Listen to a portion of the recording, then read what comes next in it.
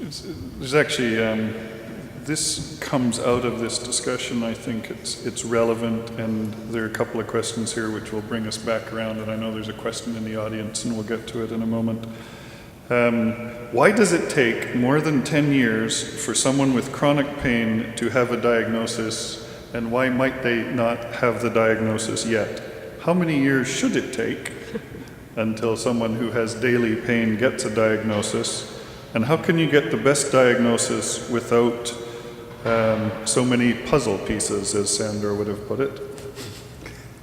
And I don't know where you want to start with that. How many years should it take before you get a diagnosis? It depends. Okay. Pain is two things. I tell my patients, pain can be a symptom of a disease, and we have to treat the disease. Or pain can be the disease itself, and then we have to treat the pain. So, just an example. So, when pain is a symptom of a disease, it could be an appendicitis. You don't treat appendicitis with opioids. You don't treat appendicitis with anti-inflammatories. You go and you remove the appendix. So that's easy because you can identify the source of pain and you can treat the pain, and once you remove the pain is gone. When we have a musculoskeletal injury or a neuropathic injury that it's hard to remove the cause, it's hard to go and remove the joint. Sometimes it's in the spine, it's a small ligament or a muscle or a facet joint. You can do some procedures to identify, but sometimes it's multi-levels and you do some things, it doesn't resolve. So it's a fine line to differentiate between when pain is a symptom of something or when the pain becomes a disease itself. So pain that becomes a disease itself is when a person suffers from pain could be days, months, or years, and then the central nervous system is modified because of that impulses every day, every hour. The brain changes, the spinal cord changes, the nerve changes. There is a lot of receptors that didn't exist before, now they exist. So that's when the pain becomes a disease itself. Even removing the cause of the disease doesn't go away. We see this in osteoarthritis. We see people who had knee pain for many years because they had osteoarthritis. But that pain in the knee was modifying the brain a little by little every day. So now the brain and the central nervous system is more sensitized to pain. You go and you remove the cause of pain, you put a new knee, and the pain doesn't go away. The person now has chronic pain. So what happens is we have to treat the chronic pain as chronic pain. It's a disease now. It's hard to make the distinction when it's this side and when it's this side. So that's probably why it takes so long. Sometimes the physicians are trying to treat the disease that is causing the pain, is trying, nothing's happening. And then the pain is becoming chronic until someone says, stop.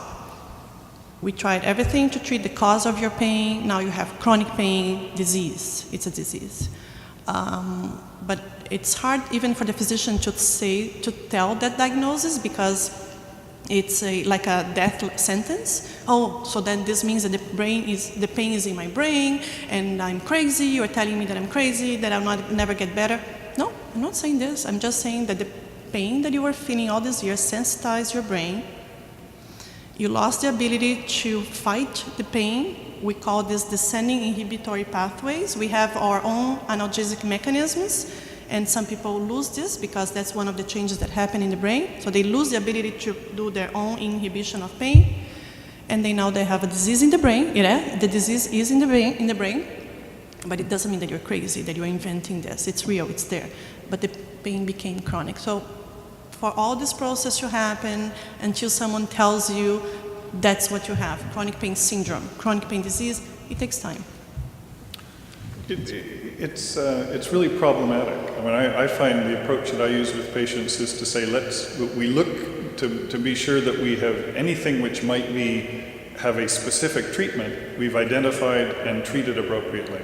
And once we've done that, then we may be left with a pain problem which doesn't have a specific treatment, and that's where we move into using pain treatments which are not disease modifying. So if you have pain from ischemic heart, if you got chest pain because you got heart disease, then, and every time you walk upstairs you get chest pain, then we'll go in, we'll reverse the, do a stent or do a coronary artery bypass or give you beta blockers or some sort of angina treatment and fix the disease itself. And that's relatively straightforward. If you continue to have chest pain after we've fixed the disease and your heart is now receiving the appropriate amount of oxygenated blood, then you have pain that persists. Then it involves, as Andrea says, a whole other education process and maybe different medications. 10 years seems a little long to me, So the difficulty there is bringing the whole picture together. And that we've thought of always as the traditional job of the family physician to consolidate all of the information from all your specialists. A third of the patients in my chronic pain clinic do not have family physicians for one reason or another. So that's a problem. Typically those patients have come to me by referrals from other specialists or when they've been admitted to hospital with other problems and we've picked them up. So they do not have a family physician to consolidate that information and try and round it up for them. And some family physicians don't like doing that, or they're not very good at it because they haven't been trained in understanding the assessment of pain itself. So there's definitely a significant issue in Canada and actually in medicine in general around the world with the assessment of pain and the consolidation of all that information. It's what keeps the Canadian and international pain societies going. The one issue is that pain is not recognized as a disease in Canada. Diabetes is, heart disease is, chronic pain in itself is not recognized as a disease. So if it's not recognized as a disease, then it doesn't exist, right? In April of 2012, the Canadian Pain Coalition and the Canadian Pain Society have come together to put a document called the National Pain Strategy, and they are going to release it in April. And it's to bring attention to the fact that 6.8 million Canadians live with pain every day, and as Dr. Ferland says, that's more than cancer, heart disease, and arthritis, diabetes and arthritis combined. It's something that needs to happen. We need to have our illness recognized. I don't like to call it an illness, but that's what it is. But only by saying that it is an illness and having it recognized will we get better treatment for it. If you look at the diabetes management programs now, every 3 months a diabetic is to be seen by their physician. They're lucky. They have a blood test that can tell them how their diabetes has been controlled. And there's other measures that each family physician is to do every 3 months in the person with diabetes. We need some guidelines like this so that our family physicians are informed and can help us to help ourselves live better with pain. I'll take the question from the audience. The wandering microphone there.